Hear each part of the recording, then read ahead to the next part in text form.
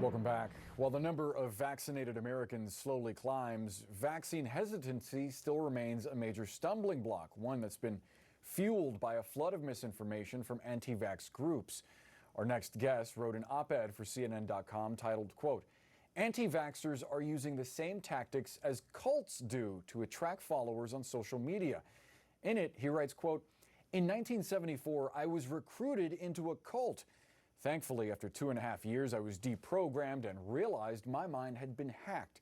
Looking back, though, I see that the fear tactics that were used to recruit and keep me in the cult are the same ones that leaders of the anti-vaccination ideology are using today to attract and retain followers via social media and other outlets." Joining us now is Stephen Hassan. He's a licensed mental health professional and an expert on cults, obviously. Stephen, we're grateful that you are with us this morning. We appreciate your expertise. Help us understand how the tactics of a cult overlap with the anti-vax community. So there are several components of a mind control authoritarian movement or cult. And in particular, there are 2 points I want to make. One is information control, which is lying, outright lying, withholding vital information or distorting it intentionally. And then the second point is part of the BITE model, the behavior, information, thought, and emotional control model that I've developed, is the deliberate installation of phobias or irrational fears to short-circuit people's critical thinking and analytic minds to be so afraid that they're misjudging the danger that people are in. So what I want to tell the public is that fear is good if there's real danger. We need to be able to react and get away from anything that's really, truly dangerous, like the COVID-19 pandemic. And a phobia is where you believe something's dangerous, but there's very little risk of any danger. And the way to tell the difference is we need to look at facts. We need to analyze data to assess, oh, I'm in the Africa savannah, there's a lion, my life may be over, versus I'm sitting in my living room watching a movie of a lion attacking and I'm here safe in my living room. I shouldn't react like that. And people need to understand to control their minds. Otherwise, other people will control it for them. But in a world where you have the opportunity to choose the information that you consume, and often it's misinformation that you consume, especially on social media, how would you approach someone who's gone down that rabbit hole, especially a loved one? It makes it frustrating to try to convince people that you care about that they should get vaccinated. Yeah, absolutely. So one of the keys is when I was in the moon cult, I didn't believe I was in a cult. I didn't believe I was brainwashed or mind controlled. I believed the world was controlled by Satan. And so I was indoctrinated to do thought stopping. I had these phobias put in my mind. And one of the things I put in the op-ed piece was I was deliberately taken to see the Exorcist movie in 1974 along with hundreds of other Moonies.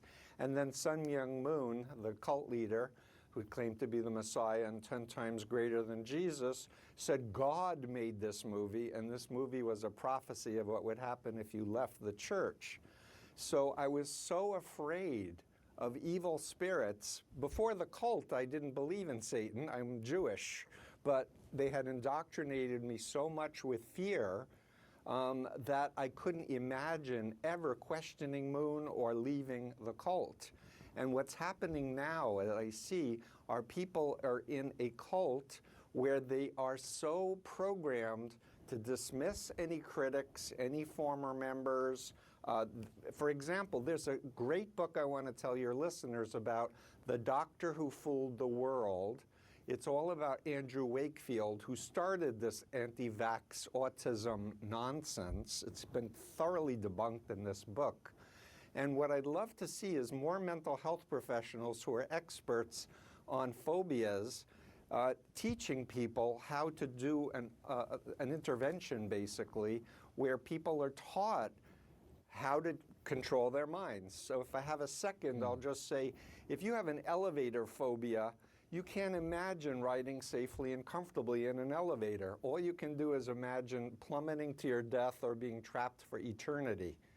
And teaching people, hey, modern elevators have emergency brakes, and you have a phone. You'll never get stuck for eternity. The worst that will happen is you'll pee on yourself. And then there's a systematic way to teach people to visualize riding in an elevator, then systematic desensitization techniques in vivo, meaning doing it, to get over the fear. And what I'm seeing, is that people can talk to their loved ones, not trying to persuade them with facts and attacking their beliefs, but motivational interviewing, asking them about their values, asking if they've gotten vaccinated in the past, do they have trust in a doctor or someone who's a healthcare professional, and there needs to be a gentle, incremental approach with gentle questions that motivates the person to realize, you know what? There really is very little risk. The worst that happen is I'll feel bad for a day or two, but then my life can be saved by these incredible vaccinations. Yeah, Stephen Hassan, we have to leave the conversation there. One thing that wasn't said, accountability for these social media companies, right, that are profiting off of misinformation. Yeah, and there are foreign actors and bad actors that want chaos, that want to destroy the government and democracy. Right. And those of us who care about our great country want to step up and support our country. No question about that. Stephen Hassan, thank you again for the expertise. We appreciate it. A quick programming note to share with